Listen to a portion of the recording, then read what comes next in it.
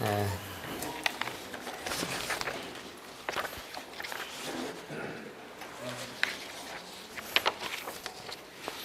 그 7쪽 거기 한번 봅시다. 그 4장면, 그 7쪽 두 번째 분에 네 번째 장면, 하나님 아들 예수의 동등성에 관한 증언들 이 얘기를 했습니다. 여러분들은 어쩌신가 몰라도 저는 같은 본문을 가지고 설교를 해도요, 절대로 두 번 똑같이 못 옵니다. 오늘 하고 내일에도 또 달라야 돼. 하여튼 같은 걸 두 번 하면은 내가 재미가 없어서 못 해요. 그래서 지난번에 여러분에게 떠나줬던 교재, 그것도 상당히 열심히 만들었는데 집에 가서 또 다시 살펴보니까 고칠 점이 많이 있는 것 같아서 손을 댔습니다. 자, 4장면, 하나님 이퀄 아들 예수의 동등성에 관한 증언들, 여기서 보겠습니다. 예수님의 그 오순절 예루살렘 성지 순례는 유대교의 지도자층에 속한 고위직 성전주의자들과 맞붙임이 피할 수가 없었다. 당연히 그렇게 되죠. 베데스다 38년 그 누워있던 와병 환자를 안식일에 치료함으로써 성전주의자들과 격돌할 수 있는 논쟁거리를 이루신 것 같다고 말할 수 있다. 일부러 예수님이 말하자면 논쟁거리를 그렇게 만드신 것 같아요. 그래서 치료는 그 성전 위쪽 베데스다에서 일으키고 소란스러움은 아래쪽 성전에서 일어나게 하셨다. 옛날 이 전법에 성동격서라는 거 있잖아요. 중국 삼국지에도 많이 나오고 수호제에도 많이 나오는 용어예요. 예수님은 그 전법을 사용하신 거 아닌가 하는 생각이 들었습니다. 안식일 논쟁, 참 예배자는 누구인가?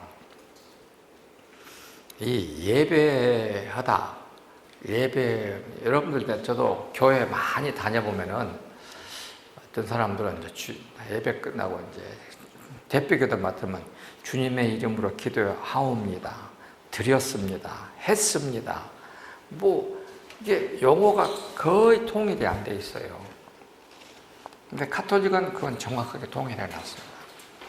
그러니까 우리도 그런 면에서 교회에서 사용하는 각종 그 용어들의 통일이 좀 필요하다 하는 생각이 들었습니다. 그리고 실은 카톨릭은 예배 때마다 기도문이 동일합니다. 전 세계 예배 기도문이 동일해요. 그래가지고 그 기도문을 그대로 읽게 했습니다. 그러니까 그런 예배의 통일성이 있어서 참 좋기는 한데 거기에 역동성이 없는 것이 조금 문제는 되긴 합니다만은 우리하고 좀 다르기는 합니다. 그러나 우리는 요새 너무 마구 나간 것 같아요. 너무 막 제각기로 가는 것 같아서 좀 우리 오히려 머리를 아프게 한다는 생각이 듭니다. 내가 지난번에 말했지만은 은총하고 은혜하고 어떻게 다릅니까?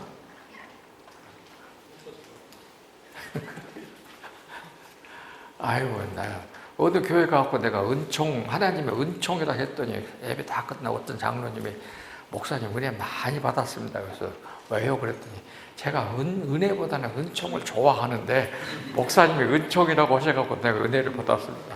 야, 그게 말이 되냐고, 그것이.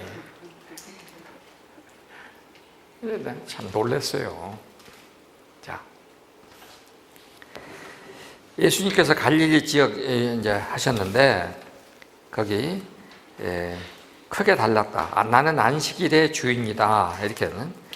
그러면은 안식일의 주인이다 등의 유대주의자들의 안식일 준수 규정을 뛰어넘어 예수님 자신이 안식일을 제정하신 장본인이라고 선언하셨다면 예루살렘에서는 예수님께서 의도적으로 유대주의의 핵심 야훼 하나님과 예수님 자신과의 존재적 관계성을 동등함으로 밝히시는 계기로 삼으셨다.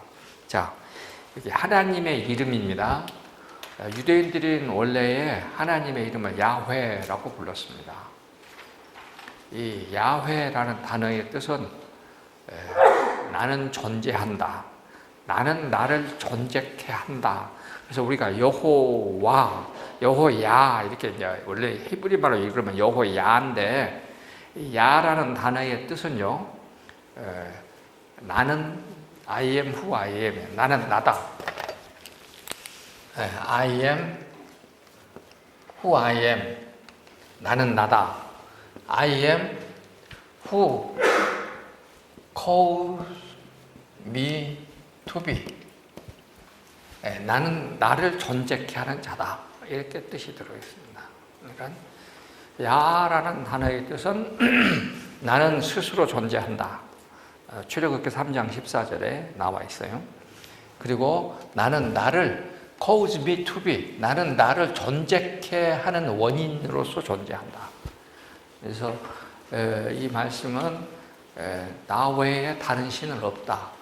하나님은 한 분뿐이라는 말을 저렇게 표현했습니다. 그리고 이제 하나님의 이름을 부르실 때에 이스라엘 사람들은 야훼라는 이름을 부르게 되면은 자기들은 그 더러운 입으로 여호야를 발음했다고 해서 가서 항상 물로 입을 씻었답니다. 네, 그런 그 개념이에요.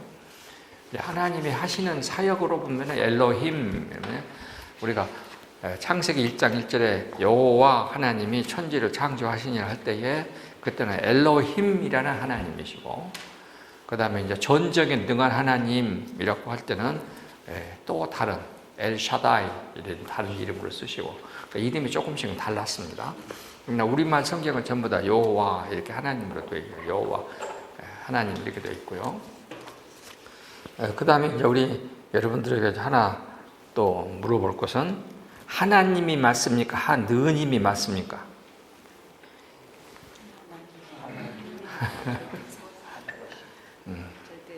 그러니까 우리가 하느님 할 때는 하늘에 계신 임, 그러니까 상제, 중국에서 말하는 상제, 그런 개념이 달려 있어요. 그래서 우리가 공동번역 성경을 번역할 때에 카톨릭하고 개신교하고 같이 합쳐가지고 하느님으로 번역을 했지만, 우리 개신교는 그 단어를 안 쓰고 하나님, 한 분, 신은 한 분이다 하는 하나님. 우리 창세기 신명기 10계명 1계명에 나오는 하나님, 요걸 이제 강조하는 개념입니다. 그래서 저도 계속 하나님 이렇게 이제 합니다. 자, 야훼 하나님과 연결되어 있는 그 하나님과 나 예수는 동등이다라고 밝히는 것입니다. 이것이 어디로 연결되냐면 하나님은 나의 아버지이시다라고. 이게 성경에 나오는 아버지라는 개념입니다. 여기 아담은요, 아담을 규정할 때 뭐라 하냐면 He is the first made, 첫 번째로 만들어진 존재입니다. He was the first made, 처음으로 만들어진 존재.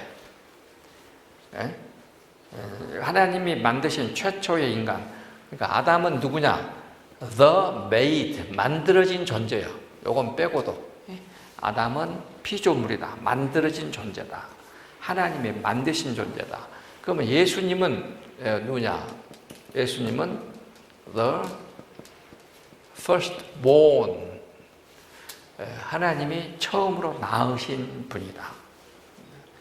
그래서 예수님이 신이라고 말할 때는 항상 the born, 하나님이 낳으신 자, 이 개념이에요. 누구가 누구를 낳았다 했을 때의 그 개념이 예수님에게 적용됩니다. 그래서 이것이 하나님의 아들, 요거는 하나님의 피조물. 그러면 피조물은 피조되기 전에 존재하지 않았다라고 하는 것을 이미 안고 있는 거죠.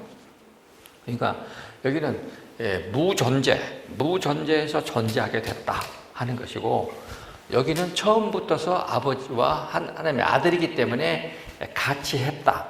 이것이 이제 요한복음의 아주 1장 1절에서 5절까지의 내용에 있는 핵심적인 것입니다.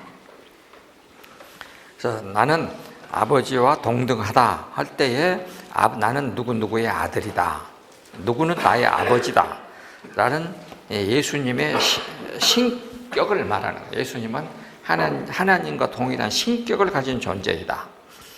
이것이 점점 발전해가지고 요한복음 10장 30절 한번 보세요. 요한복음 10장 30절.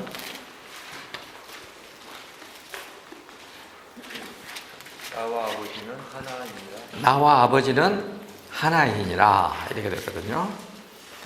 여기 이 나와 아버지는 하나이라는 이 개념은 이제 삼위일체로 가는 핵심 단어입니다. 삼위일체를 설명하는 핵심.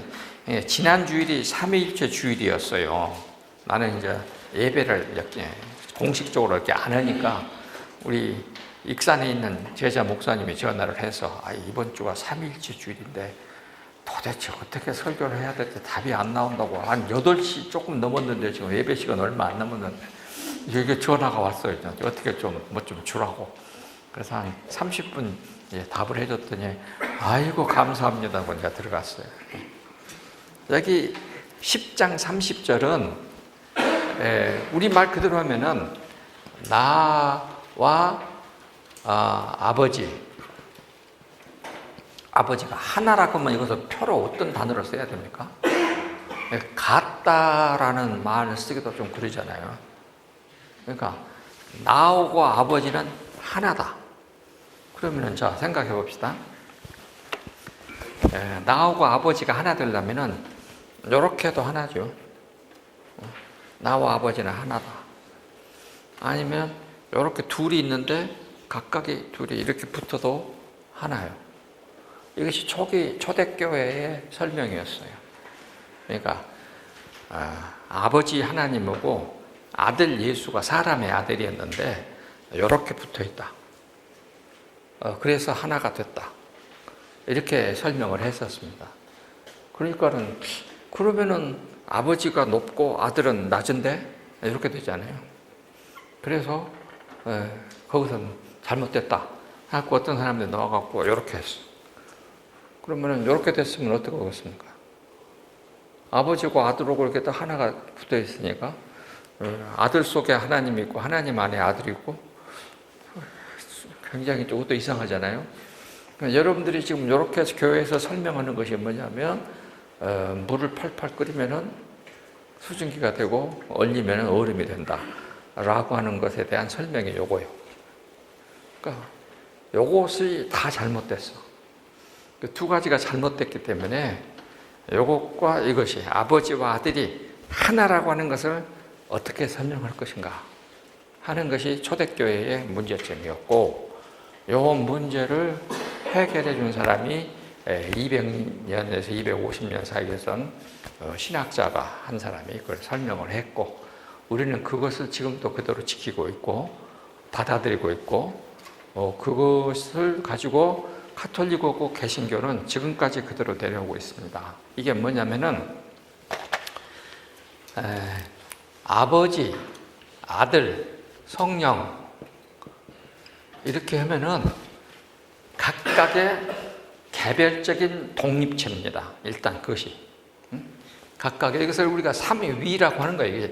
삼위라고 할 때에 중국에도 한문으로 이거 사람이 서겨 이거 인격체예요. 그러니까 세 분이 각각의 개별적인 독립체로 별개로 다 이렇게 계시는 것입니다. 그러면은 아버지와 아들과 성령이 어떻게 하나냐 했을 때에 아버지와 아들과 가지고 있는 신격, 요 단어예요. 이게 하나라고 했을 때에 우리는 한글로 하나 하면은 그냥 하나이지만은 이 헬라말하고 라틴어는 굉장히 재밌습니다. 숫자에도 남성, 여성, 중성이 있어. 그러니까 하나 할 때에 남성 할 때는 그냥 영어로 쓸게요. 헤이스 이렇게 써요. 헤이스. 그 다음에 여성 할 때는 미아, 중성 할 때는 헨 이렇게 써요. 헤이스, 미아, 헨. 아마 이렇게 되면 여러분들은 지금 신학 박사과정 공부하시는 겁니다. 그러면은 여기 하나라는 말은 요 중성을 썼어. 헬라말 원어에는 이것이 중성으로 되어 있어. 그러면 뭐예요? 아버지에 있는 신격, 요거 신격이라는 것은 단어가 자체가 중성이야. 그러니까 신성, 신성 혹은 신격은 아버지의 신성과 아들의 신성과 성령님의 신성은 그것은 하나, 동일하다 하는 그 개념이에요. 그러니까 10장 30절에 나와 아버지는 하나이라 했을 때는 두 분이 이렇게 붙어 있다는 말이 아니고, 아버지와 아들은, 성령님은 별개의 개별체로 존재하지만 아버지의 신성과 아들의 신성과 성령님의 신성은 동일하다, 같다 하는 말입니다. 그런 개념이에요. 그래서 이것은 요한복음에서만 설명하는 내용이에요. 마태, 마가, 누가, 공관복음에는 없습니다. 그래서 요한복음이 그런 의미에서 우리에게 굉장히 많은 숙제를 해결해 주는 거예요. 초대교회가 이 숙제를 오랫동안 해결을 못했어요.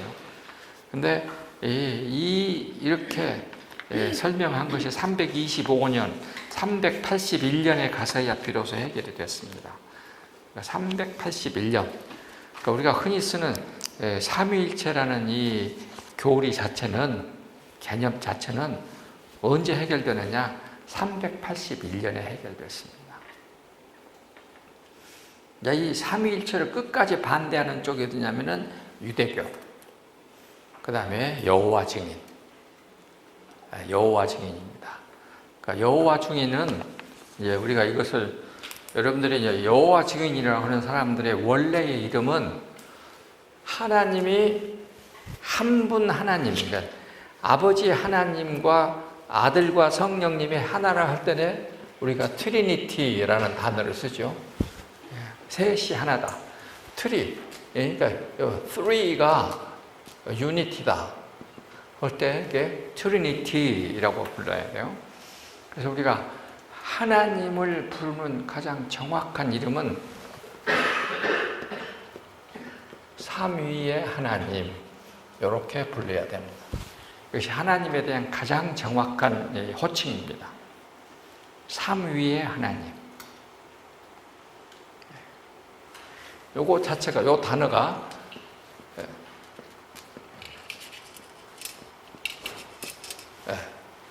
셋이 하나로 계시는 분. 그러니까 트리가 유니티, 하나. 세 분이, 세 신이 하나로 계시는 하나님.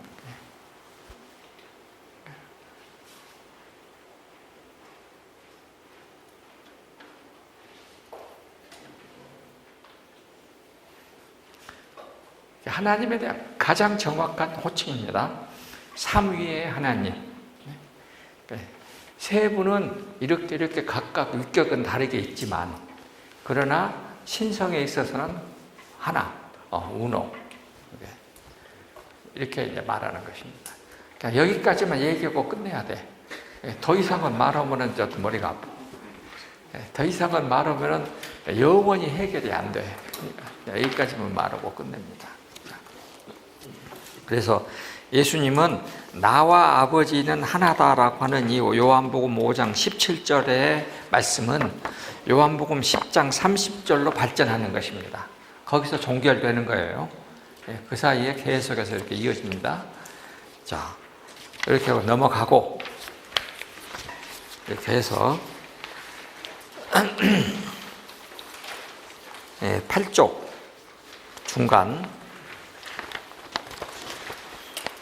예수님 시대의 안식일 준수 규정은 십계명 제4계명에서 말씀하신 대로 예배와 안식으로서 하나님을 높이고 또한 찬양하는 것이었다 그랬는데, 유대주의에는 이것을 덧붙이고, 그러니까 원래는 하나님을 예배하고 안식하면서 하나님을 높이고 찬양하는 것이었는데, 그것이 아니라 유대주의에서 덧붙여서 무거운 짐이 된 안식일 규칙들을 다 지키지 못한 데 대한 처벌과 사면을 시행함으로써 경건주의자들과 유대주의자들, 성전주의자들과 유대주의자들은 독특한 특권의 지위를 높이고 유대주의를 유지해주는 백성들에게 주는 두려움의 근원이 되었습니다. 그러니까 안식일에 우리가 예배하러 가면 편안함을 얻고 하나님을 높이고 찬양하고 이런 것이 아니라 안식일 규정 나 또 못 지켰는데 또 요것도 못했는데 요것도 못했는데 이렇게 하면서 예배드리러 가기만 하면 무엇이 더 생기느냐?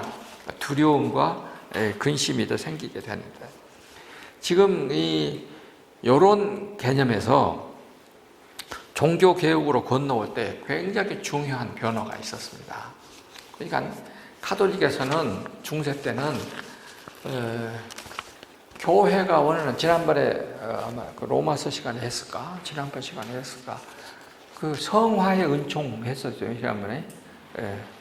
그러니까 하나님이 우리로 하여금 그러니까 뭐다 하기도 전에 프리베니언데 이렇게 해서 의인의 은총, 성화의 은총. 그러면 성화의 은총으로 가야 구원이 완성되는 것입니다. 가톨릭에서는. 그런데 우리가 세례받은 후에 죽을 때까지 내가 성자로서 인정될 수가 없어. 모든 사람들은, 거의 모든 사람들은. 그래서 성화의 단체, 예수님, 성화라는 말은 예수님을 장성한 분량에 이르는 겁니다. 에베소서에 있는 대로. 근데 거기에까지 우리가 이르질 못해. 그러면은 가톨릭에서는 뭐라고 말하느냐?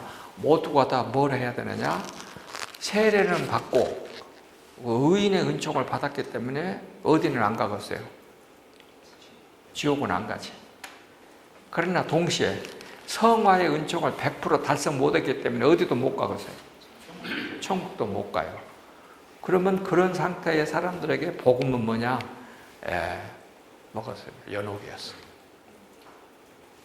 그러니까 가톨릭에게는 연옥이라는 개념이 복음이야. 그러면 연옥에 가 있을 때에 연옥에 있는 내가 갔다면 내 후손들이 나를 아는 사람들이 계속 나를 위해서 기도해주고 미사를 드려주면 나의 영혼이 연옥에서 천국으로 올라간다. 이렇게 되는 것이죠. 자, 이것은 이 불교에서 말하는 것도 똑같습니다. 불교도 그런 개념이에요. 자, 그런데 우리 개신교로 건너오면 그래서 가톨릭에서는 예배하러 갈 때마다 자기의 죄만 계속 쌓이는 거예요. 계속 죄만 쌓이는 거예요. 근데 루터는 그걸 싹 없애버렸어요. 연옥을. 그러니까 죽음 이후의 삶에 대해서 혹은 연옥에 다 없애버렸어요. 다 없애버리고 우리가 죽으면 그 즉시 우리 살아있을 때 행함에 따라서 어떻게 된다고?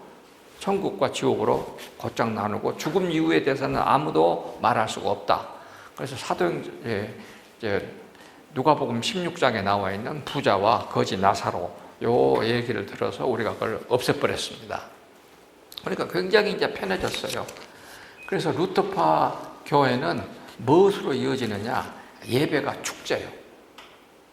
루터파 사람들은 예배가 끝나고 나면은 다 모여서 밥 먹고 그 다음에 뭐부터 하느냐? 독일 사람들은 밥 먹을 때 뭐 먹습니까? 맥주가 없으면 사는 것이 아니죠.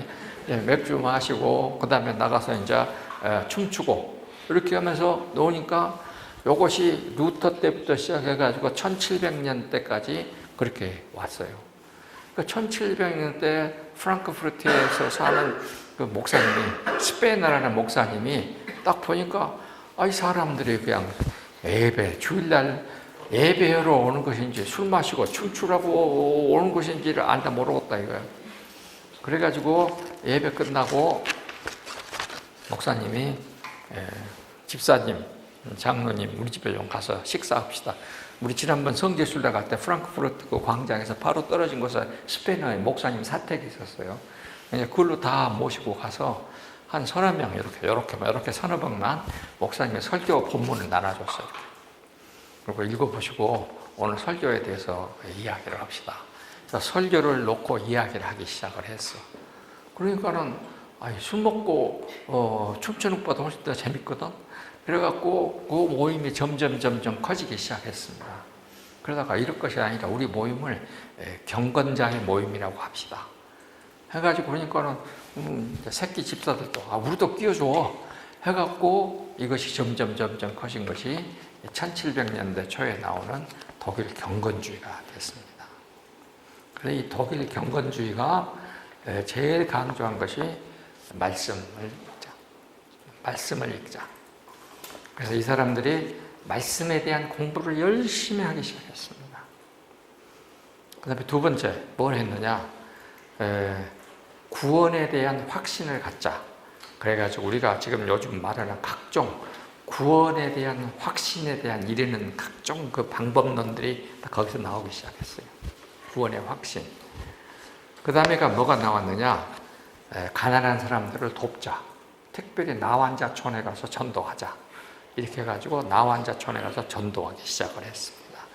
이렇게 이루어지는 운동이 독일 경건주의고, 그 독일 경건주의가 나중에 뭘로 이어졌느냐, 선교로 이어지고 미국의 청교도 운동과 맞물려 가지고 현재 미국적 그런 신앙의 토대를 이루게 된 것입니다.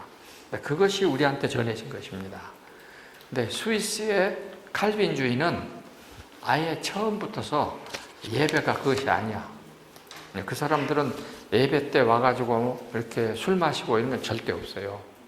칼빈주의는 주일날 예배 드리고 나서 교회에서 부를 곡 찬송가도 무슨 찬송만 부른다. 곡조도 어떤 찬송가만 부른다. 예배로 올 때 옷은 어떻게 입고 와야 된다. 모든 것을 다 규정을 다 정했어요. 굉장히 엄격하게. 그래가지고 칼빈주의 예배는 여러분들 우리가 장로교에서 다니는 사람들은 옛날에 어쩌습니까? 교회가 좀 예배가 딱딱하고 좀 굳어 있었어요. 우리는 칼빈주의 전통을 받아서 그래요. 그래서 예배가 좀 딱딱하고, 우리는 칼빈주의는 우리가 지난번에 장로교라는 말 여러분들에게 설명해 드렸는데, 장로교라는 단어의 뜻이 뭐냐면은 이게 에베소서 6장 20절에 있는 말씀이에요. 그리스도의 대사가 된다. 사신이 된다. 이런 뜻입니다. 그러니까 우리가 프레스 부테로스 이러겠네. 이것이 그리스도의 대사, 사신이 된다는 뜻입니다. 헬라말 그대로 읽었습니다. 영어로 썼습니다. 프레스 뷰테로스. 헬라말이에요. 그대로. 이 단어의 뜻이 뭐냐면 나는 그리스도의 대사이다 하는 뜻입니다. 그러니까 장로교는 그리스도의 복음, 그리스도가 다 이루시고 완성시키신 복음을 그리스도를 대신하여 전하는 사람이 된다 하는 뜻입니다. 우리 장로교의 단어의 원래 뜻입니다. 이것이 그리스도의 복음을 대신 전하는 사람이다. 그러니까 장로교는 이걸 굉장히 강조했어요. 그러니까 예배에서는 말씀, 칼빈은 딱 단 위에 올라서면 현재 우리가 교회에서 마태복음 1장 1절부터서 요한계시록까지 다 추석 설교 그렇게 했습니다. 그러니까 장로교는 예배가 루터 경건주의보다는 조금 좀 딱딱한 면이 없지 않아 있습니다. 설교가. 그러나 장로교는 그 설교 이후에 술 먹고 이렇게 춤추는 것이 아니라 복음 전으로 다니는 것이 우리에게는 훨씬 더 많습니다. 그래서 루터파는 선교가 없어요. 루터파는 선교가 없는데 장로교는 선교가 확 활발하게 이루어지는 그런 차이점이 있습니다. 그러니까 이해가 되셨을 겁니다. 네? 그래서 이 예배는 하나님께 대한 경건이에요. 경건이란 말의 뜻은 뭐냐면은 하나님에 대한 사랑과 두려움, 혹은 하나님의 사랑과 대한 존경이란 뜻입니다. 그래서 칼빈이 말하는 경건이란 단어의 뜻은 이게 하나님에 대한 사랑 플러스 두려움, 도구, 이것을 경건이라고 그랬습니다.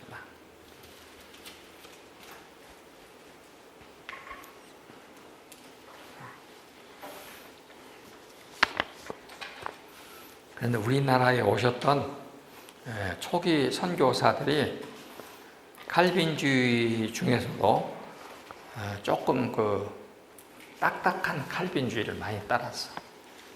그래서 우리한테 오셨던 선교사들은 주일날을 대부분이 다 뭐라 했냐면 안식일이라고 불렀습니다. 우리 선교사들 글들에는 대부분이 주일을 안식이라는 단어를 많이 썼어요. 세바스라는 말을 많이 썼어요. 그래서 조금 딱딱했어요. 그러니까 특별히 우리 전주에 초창기 1번 목사님 최희덕 선교사, 그 다음에 두 번째에 유소백 선교사, 두 사람은 아주 그쪽에서도 아주 이쪽 오른쪽에 있는 엄격주의자들이었어요.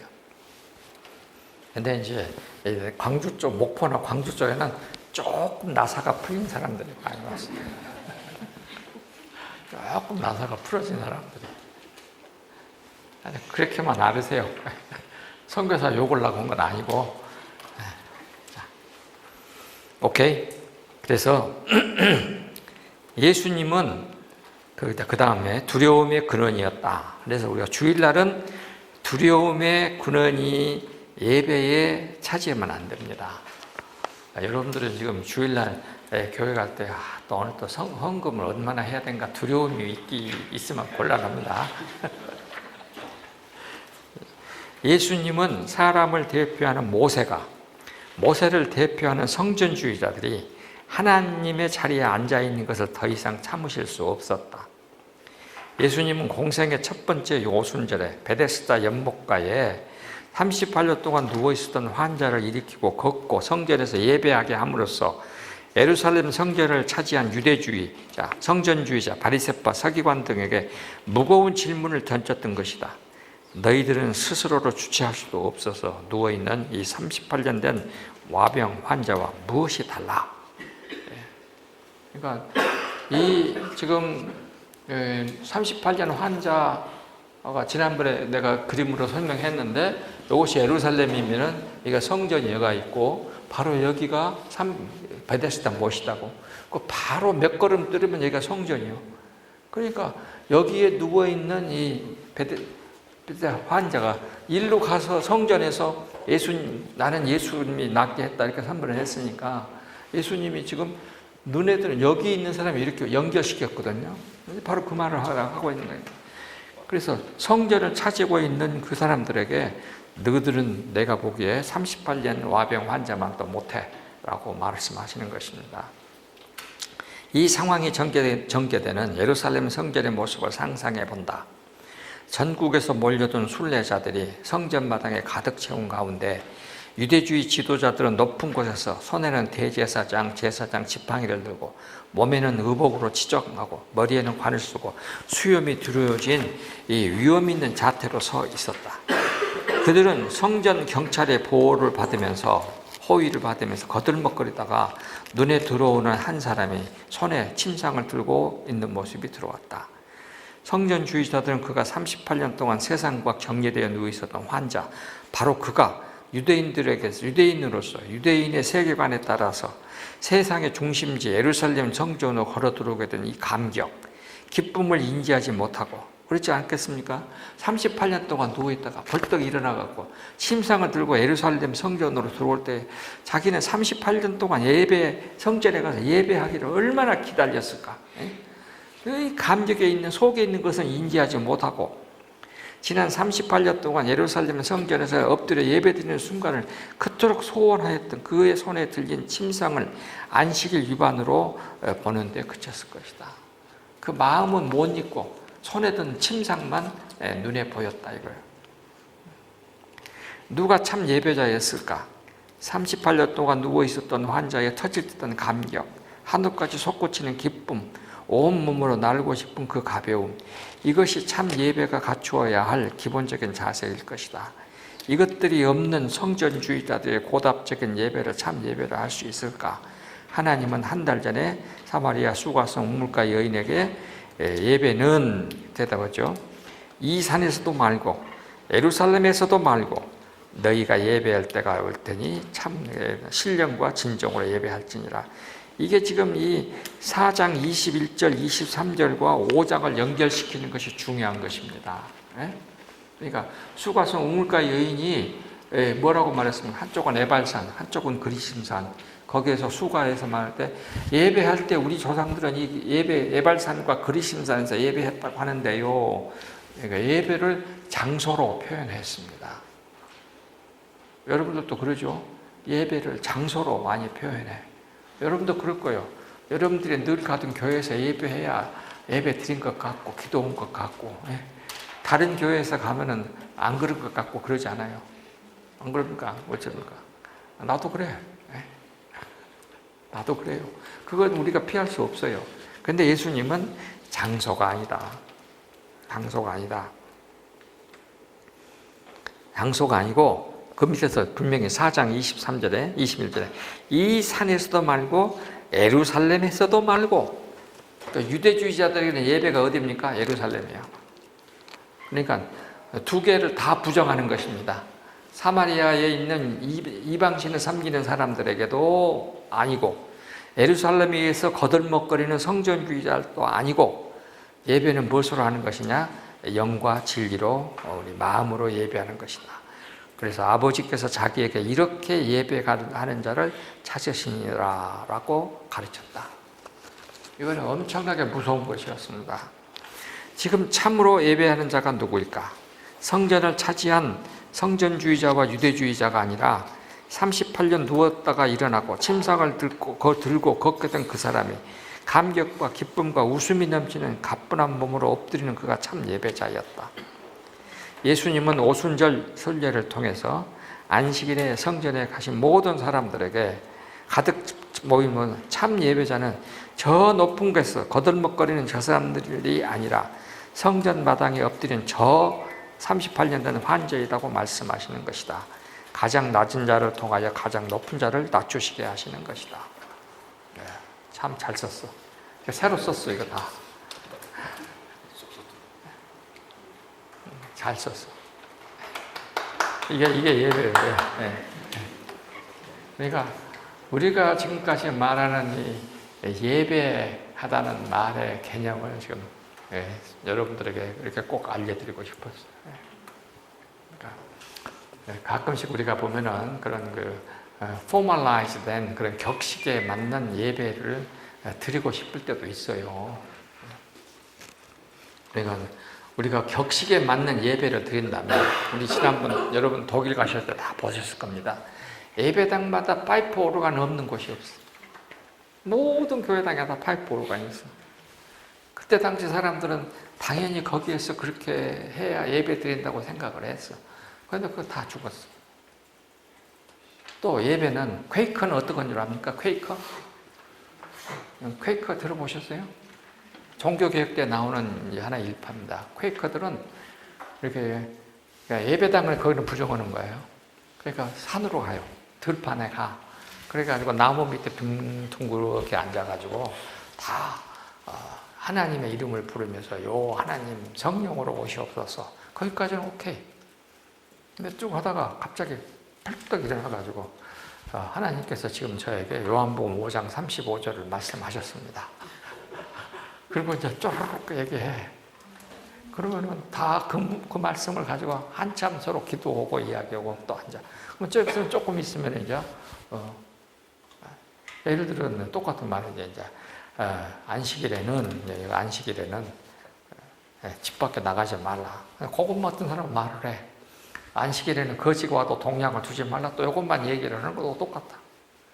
그래서 옛날에 우리가 너는 성경을 어떻게 읽느냐가 아침에 새벽에 일어나고 딱 기도하고 묵상하고 성경을 딱 펴면 성경에 나오면 내 이웃을 내 몸과 같이 살아가라.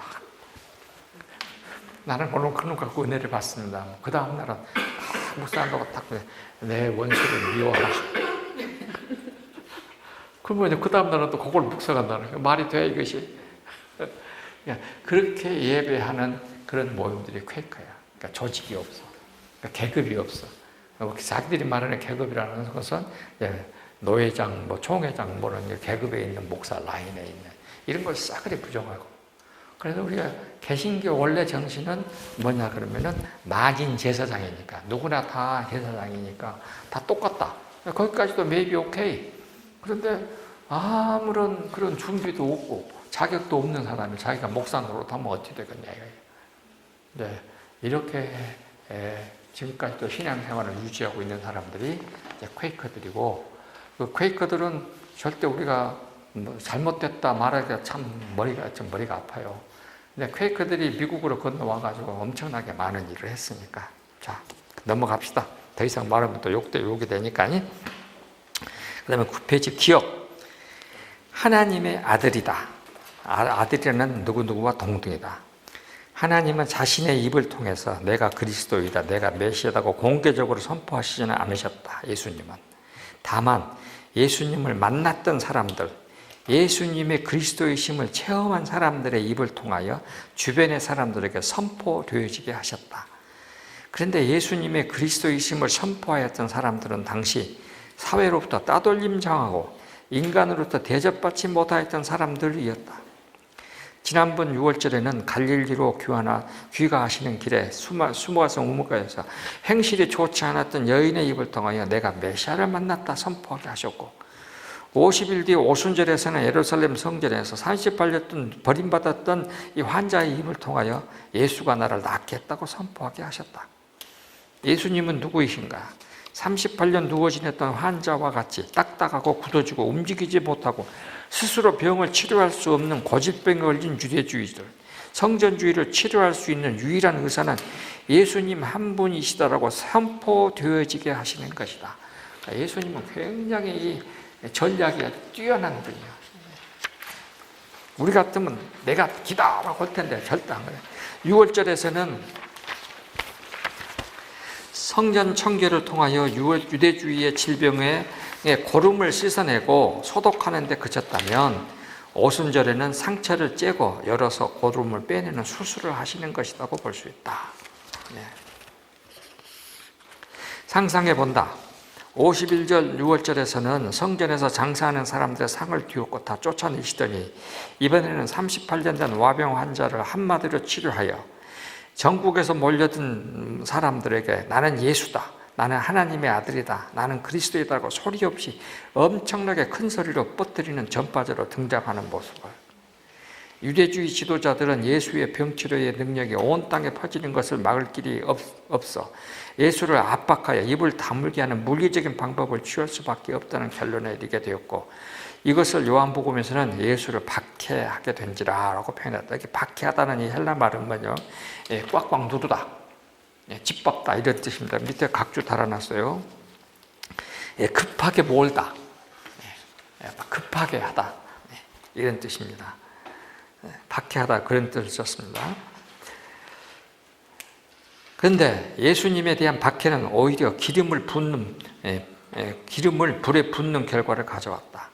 입 다물고 잠잠할 것이며 사회적 무리키를 이르지 말라고 압박했는데 예수님의 입에는 폭탄 같은 말이 터져나왔다.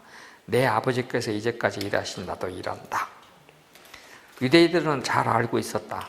자, 여러분들 성경 읽을 때 아브라함의 하나님, 이삭의 하나님, 야곱의 하나님 나옵니다. 이 단어의 뜻이 뭘까요? 왜 이 단어를 계속 썼을까? 자, 보세요. 아버지 하나님, 아들 예수님, 어떻습니까? 이퀄. 그러잖아요. 그러면 아브라함의 하나님, 그러면 이삭의 하나님, 야곱의 하나님, 어떻습니까? 하나님은 똑같죠? 지금 방금 했잖아요. 네? 아버지 하나님하고 아들 예수님이 같아. 그러면 할아버지의 하나님, 이삭의 아들의 하나님, 손자의 하나님, 그러면 쭉 해서 그게 다윗의 하나님. 그러니까 아브라함의 자손, 그러면 이삭의 자손, 야곱의 자손, 그러면 누구의 자손? 다윗의 자손. 그 다음에 요셉의 자손, 예수. 다 같다는 말이죠. 그러잖아요. 계속 아들로 이어지니까 같다 그 말이에요. 그 말입니다. 그러니까 우리가 믿는 하나님은 결국은 누구의 하나님하고 똑같이 올라가는 거예요. 아브라함의 하나님하고 같은 하나님이라는 말인 것입니다.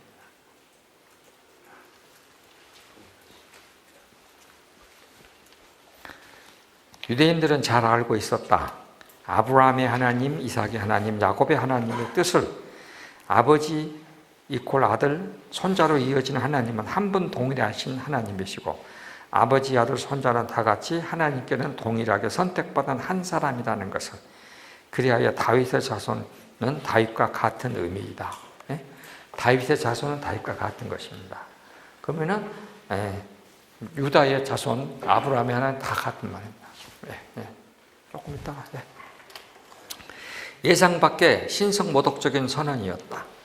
예루살렘의 지도자들은 지금까지 예수에 대하여 갈릴리에서 온 목수 요셉의 아들로 간주하여 왔는데, 그렇게 여겨졌던 예수가 자신을 하나님의 아들이라고 함으로써 하나님과 동등이라고 선포하는 것을 어떻게 받아들여야 했을까? 그들에게는 예수가 날 죽이려면 죽여봐 하는 공개적인 도전으로 받아들여졌다고 볼 수 있다. 그리고 요한복음 5장 18절 읽어보세요. 뭐라고 했는가?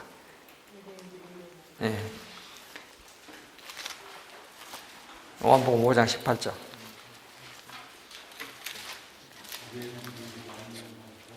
하나님을 자기 아버지라 하여 하나님과 무엇으로 이겼더라? 동등으로 이겼더라. 그렇게 되어 있습니다. 그러면 유대인들에게는 지금 하나님의 몇 분 되는 겁니까? 2분 되는 거예요.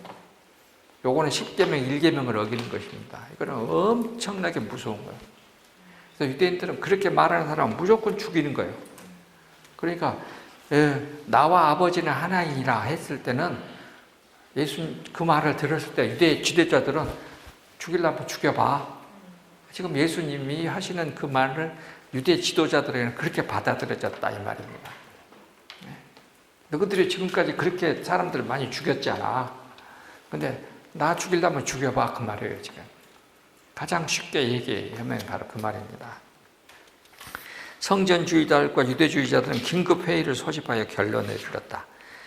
예수, 그가 지난번 6월절에는 성전을 내 아버지의 집이라고 하여 신성모독죄를 보면, 이게 신성모독죄입니다. 왜냐하면 초기 250명에게 우리 경에 용서받을 수 없는 7가지 죄가 있어요. 그 중에 하나가 성전 훼손이야. 성전 훼손. 그러니까 용서받을 수 없는 7가지 죄는 제일 먼저 살인, 두 번째가 간음, 살인, 간음, 그 다음에 위증, 살인, 간음, 배교, 그 다음에 위증, 성전 훼손, 이런 것이 들어갑니다. 그 다음에 거짓, 증언 거부, 그 다음에 하나는 많이 먹는 것도 들어가.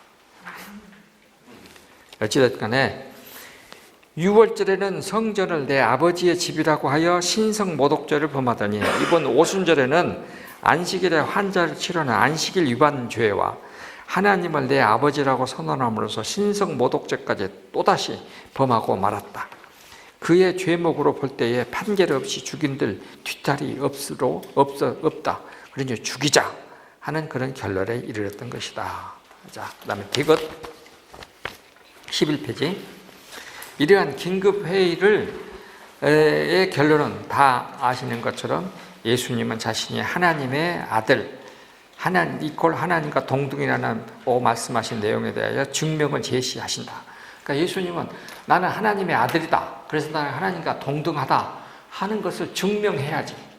그래서 그 다음 내용은 증명하는 것입니다. 그 다음 내용 성경은 예수님은 주도 면밀한 구도로 짜임새를 갖추었음을 알 수 있다. 요한복음은 시작으로부터 태초에 말씀이 계시니라 하나님과 함께 계셨으니 이 말씀이 곧 하나님이시니라.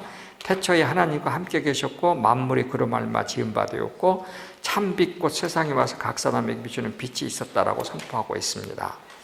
그래서 요한복음 5장에 이르러 나는 하나님의 아들이라고 선포하는 논리적인 규결인 것입니다. 그러면은 5장 19절에 나 하나님의 아들 예수는 하나님께서 하시는 일을 다 보았다. 나는 하나님이 하시는 일을 다 보았다. 그래서 아버지께서 행하는 그것을 아들도 스스로 할 수 있는 것은 아니고 본대로 나는 행하는 자다. 이 단어가 로마서 요한복음에 나오는 예수님의 신성을 말하는 중요한 증명입니다. 나는 어떻게 하나님과 동일이냐? 나는 하늘나라에서 아버지가 하시는 것을 다 보았다. 그래서 나는 아들은 지금 아버지가 하시는 것을 본 그대로 너희들에게 한다. 그러니까 아버지가 하시는 것을 나도 그대로 한다. 아들이기 때문에 이렇게 말을 합니다. 헬라말 성경에 보면은 이제 거기 설명을 해놨습니다. 그러니까 예수님은 유대 지도자들에게 블레페 나는 보았다 하는 말을 가정법으로 썼어요. 이거는 참 문법으로 알면 훨씬 더 재밌는 거죠. 그러니까 유대인들, 우리 인간들에게서는 하나님을 봤다, 본다라고 하는 것이 너네들에게는 가정이에요. 예? 우리 인간들에게는. 그러나 아들 예수는 하나님으로서 그것이 직설법이요. 예, 그 말입니다, 지금. 나는 직접 보았고, 너희들은 본다고 턱도 없다. 그러니까 너희들이 볼 수 없는 것을 나는 보았다 하는 것을 지금 말하는 것입니다. 자, 그리고서 그 다음에 21절. 아버지께서 죽은 자를 일으키시고 살리신 것 같이 아들도 원하는 자를 살릴 수 있다. 이게 이제 무서운 것입니다. 이 헬라 말은요, 죽었다, 죽음.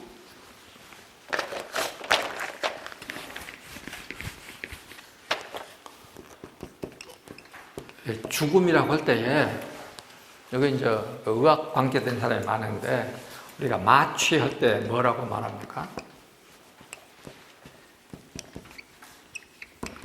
이 마취를 이렇게 쓰거든요. 영어에 anesthesia. 근데 요 단어요. 이 죽었다 할 때에 그냥 내가 그냥 진짜 때가 돼서 죽었어. 죽음일 때는 이렇게 씁니다. thanatos. 요 단어가 요거예요. 이런 죽음이요. 그러니까 예를 들면은 내가 죽었다가 하면서 나의 모든 것이 이제 다 끝나. 그러니까 딱 숨이 넘어가면은 예수님이 십자가에서 죽었다 할 때도 이 단어예요. 이제 사나토스. 근데 죽었다에는 또 하나 또 있어. 그게 뭐냐면은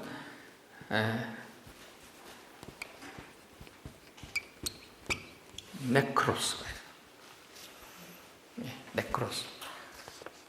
여기 요거는 땅 속에 들어가서 냄새나서 썩어서 냄새나서 다 없어지는 죽음을 말합니다. 네크로스는 땅 속에 들어가서 썩어서 없어져 냄새나고 다 부패해서 이제 냄새나서 없어졌다 할 때에 요 죽음이요. 지금 여기는 그 단어를 썼습니다. 요 단어를 써 네크로스라는 단어를 썼어요. 그러니까 이 말은 뭐냐면은 너희 성전 지금 날 쳐다보고 있는 저 위에 있는 너희들, 나를 죽이자고 결의한 너희들, 내가 보기에 너희들은 뭐다? 요거요. 우리말로 썩은 문드러지던 놈들이다. 요거 그 단어 정확해요. 한문으로 불안, 썩어서 완전히 냄새나고 문드러졌다 할 때에 쓰는 용어예요. 불안. 그러니까 나사로가 죽음에 들어갈 때 마르다가 뭐라 합니까? 냄새가 나나이다. 썩어서 냄새가 나나이다. 할 때 요단해요. 예수님이 죽어서 땅에 묻혀가지고 부활했다 할 때도 요단해요. 예수님이 죽어서. 그러니까 십자가에서는 숨이 넘어갈 때는 요거예요. 사나토스. 근데 땅에 묻혔을 때는 요거예요. 요 상태에서 부활했다 그 말입니다. 여러분들이 이제 이런 거 모르고 할 때는 아무 지장이 없었는데 이렇게 알면은 이거 참. 근데 알면 알수록 더 재밌잖아. 알면 훨씬 더 좋지. 몰라도 괜찮아? 이렇게 하지 말까? 이렇게 됩니다. 자, 이게 그래서 지금 예수님은 21절에 아버지께서 죽은 자를 일으키시고 살리신 것 같이 아들도 그렇게 원하는 자를 할 수 있다. 이 말은 지금 예수님이 속에 품고 있는 이 새끼들, 너희들 내 눈에는 다 죽어 썩어 문드러져서 냄새나는 놈들이야. 그 뜻이에요 지금. 그 다음에 22절 아버지께서 심판을 다 아들에게 맡겼다. 심판. 예수님에게 네 번째 아버지의 공경받을 권한이 나 아들 예수에게도 있다. 그러니까 예수님은 자기가 하나님과 동등하다고 했을 때에 나는 이 4개의 권한을 가지고 있다. 예? 나는 아버지와 함께 있었고 아버지 하시는 것을 다 보았고 말씀하시는 것을 다 들었고 이거는 나밖에 한 사람이 없다 하는 것이에요. 첫 번째가 19절 21절에는 아버지가 죽은 자를 살리는 권한을 나에게 주었다. 21절 22절 심판권을 나 아들에게 줬다. 나는 예배받을 권한을 가지고 있다 라고 하는 것입니다. 그러니까 여러분들이 이제 성경 읽으면은 저처럼 이렇게 찾아내지는 못해. 그러니까 나한테 감사한 줄 알아. 감사하는 사람이 하나도 없어 지금. 5분간 휴식.